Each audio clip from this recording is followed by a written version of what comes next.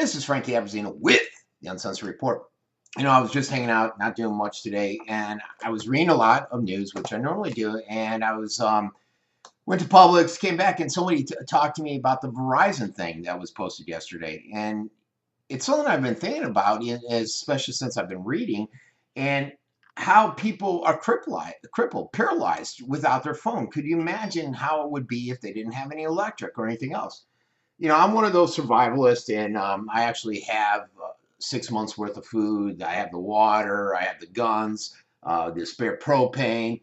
I need other things. I'd like to get a little satellite thing for electricity. I have the two-way, but most people aren't like that. And what would happen if there was an EMP attack? I did a report once where there was an attack on the electrical grid in LA, and they didn't know what it was from. Somebody was out there shooting a bunch of machine guns. They were able to pull them away. The FBI noted, no MSM picked it up. The same, like within weeks, they hit in Mexico, but they were able to knock the electric grid out there. And that's when they started saying, let's look at our electric grid and what should we do? Is it vulnerable? And they came back with this analysis about, I don't know, year and a half ago saying, yeah, our electrical grid is vulnerable. And basically the units, the component that we have that basically runs everything, let's say the grid, costs a ton of money. There's only two people that make them, one in Europe, one in Canada. It takes about 18 months to make, and we don't have any on backup. And I started thinking, can you imagine if we didn't have electricity for that long? Could you imagine? I mean, just look at what was happening yesterday, the chaos from Verizon phones. And this guy, this little fat man on the picture there, he's on his sub, because I'm going to talk about subs and then the EMP up top. He has the capability of doing an EMP attack, which would cripple everything. And I was reading from the Hill, which is basically a left-leaning publication out there, and they theorized what would happen. You know, they could basically do, let's say, a basic EMP attack against Japan or South Korea.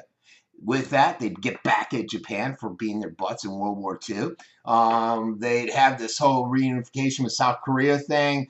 They recognize North Korea as a world power, and they could do it all without letting off a nuclear bomb. And a lot of people are saying that's probably one of the more acceptable nuclear approaches out there. It would paralyze our people, our army out there, paralyze their armies. They could just march right past our people. And if it escalated, if we decided, okay, we're going to drop some nuclear bombs on you, then they could do an EMP attack over the United States. And this is debatable. A lot of people say, oh, they don't have the capability. A lot of people believe they do. They believe they have a super EMP warhead on his KMS-4 satellite, and he could easily activate it and black out all the electric grid in the United States. Now, you don't have to be a genius to realize that our electric grid is very vulnerable. If you just look at, I think a week ago, there was a basic rainstorm, not too much wind, and the electric in my house went out 5 times. And so it's a vulnerable system. Unfortunately, it's not something the infrastructure isn't something our politicians worry about. And so then it brings up some other stuff. You know, I was listening to individuals and they said, what if, all these what ifs, what if we were to attack there? You know, and one of the guys said, look, one of these talking heads, the only way to do it is to go all out nuclear and be first strike. And they said that because if you just bomb missile sites, he's going to send his 2 million man army across that border and just annihilate and kill. I mean, our defense is what? I think 50,000 soldiers there. Not all of them are highly skilled killers. You know, a lot of them are admin and all that stuff. And then you have the South Koreans there. So what are we to do? If you listen to their state-run propaganda over there, which is similar to our MSM here, they're in standby. They got their missiles in standby, and they're ready to launch. They're ready to launch their ICBMs at the mainland. It's debatable if they can make it here. The accuracy is debatable, but they could. And if you put some nuclear tips on those and start dropping them wherever the hell they fly and drop, it's going to cause some problems. And they can hit places like Japan, Australia, and all those areas that are close in that vicinity. So what would that lead us to? You know, and they're saying they're doing this because they're provoked by Trump and his words that he's been throwing out there. You know how damaging those words can be. Right now, Trump said, hey, we're working with China. We're trying to find a solution. I've seen different publications that said if Korea is attacked, we're going to support them and we'll fight the United States. I've seen other ones that said, hey, look, if Korea lets off the first bombs and the U.S. retaliates, we're not going to do anything. However you look at it, the people that are going to come out winners here, if you even want to look at who's a winner, would be China and Russia. But the whole society would lose because it would end up being a nuclear annihilation. Our environment would go to hell. And it would not be a pretty picture for anybody. The other thing they're looking at, it was reported on Friday, is their subs. And there's this group, 38north.org. And their website out there, they're known for giving real-time satellite imagery, and they focus a lot on North Korea. They are not known for giving a war spin on it. They're less known for that. And they're reporting, based upon the satellite imagery that they're seeing, that there is sub activity, and they suspect that there's going to be a submarine-based missile launch, which is going to upset Trump again.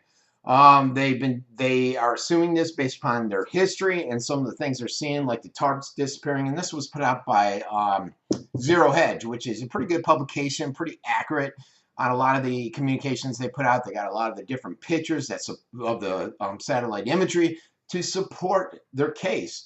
And what will happen then? A lot of people don't realize, I believe, I can't remember the specific number, but North Korea has, I believe they said 70 subs. It's debatable on if the subs could reach here or if they could not reach here. There was a documentary where they used to say that the North Koreans, they might have 70 subs, but they didn't have any capable of carrying a nuclear weapon as far as the United States or within range of the United States mainland. But then they noticed, and I was listening to a documentary the other day, and this was prior to him going nuts a couple weeks ago. Well, he's always been nuts. And it showed this new class of submarine they had that can now carry a weapon to the United States. And that's concerning. You know, they could have one of their new subs right off the United States. And again, that's debatable. Some people say, no, it's not going to happen. Some people say it's going to happen. You prepare for the worst, though, because you want to be prepared. And no matter how you look at it, it's not a pretty picture. Even if nothing happens, you're going to have to deal with this crazy nut job that has his hands on the nuclear pulse. And, you know, even Trump, sometimes some of the stuff he says, I got to sit there and wonder, what the hell is he thinking? And yes, he can push the button without getting approval of Congress and everything, too. I still sit here and am amazed every day that Hillary Clinton and Donald Trump were the two best candidates that we could put forth. It amazes me every day. Trump does a lot of good stuff. I like a lot of the stuff he does. There's a lot of stuff I don't like that he does, that I just sit here wondering, scratching my head. All over and over, I think he's a better choice than Hillary. But it just amazes me. Over 300 million people. I think we have over 180 million legal registered voters. And those are the two best we can come up with. That's scary, folks. So, you know, what do you do? What do you do? You know, it might sound paranoid, but safe is better than sorry. Unfortunately, going out and getting a lot of this stuff can be expensive. You know, getting guns, you know, I've done it over time, so I have a lot of this stuff. But you go out there, like I think the food alone for 6 months was like $400 or $500. I got a little bit better quality food. You know, water, getting the supply, where do you store it? And you should do this just in case of the hurricanes. We saw, what was it? I think it was Sandy, hurricane, a couple last year or the year before that. It almost paralyzed us because I think it was last year. Everybody from the East Coast headed over here. Our infrastructure was exhausted. People didn't have any food, any water. Everybody lives day to day. And of course, that's because our horrible, don't even get me started on the horrible salary structures that are out there. That's a whole other rant, but here we are, the little fat man. What will happen? EMP, sub-attack, nuclear bomb, maybe nothing. Maybe they'll get along. One CIA agent out there was saying that it's not really, Trump isn't really targeting the little fat man. He's targeting China. And, you know, that's another thing. He's attributing the uprising over there in India. A lot of people aren't following it. I put stuff out about it daily. The region of Taklam over there. Actually, the Indians have deployed troops along that eastern borderline. China's built up their troops there, and a lot of people are fearing that that's going to turn into a major war zone, but nobody's following it. And it's amazing that you won't even see that in MSM. That whole area is just out of control. Now, he says that he's making these threats to the little fat man to concern China, because China is upsetting us. There's words that there's going to be a new import-export war coming on. That was on Zero Hedge on Friday. What else is there? There's the China Sea, that huge controversy there. It goes on and on and on. So I'm ranting in circles. This has been Frankie Abbruzzino. Everybody with the Uncensored Report. Everybody have a great day.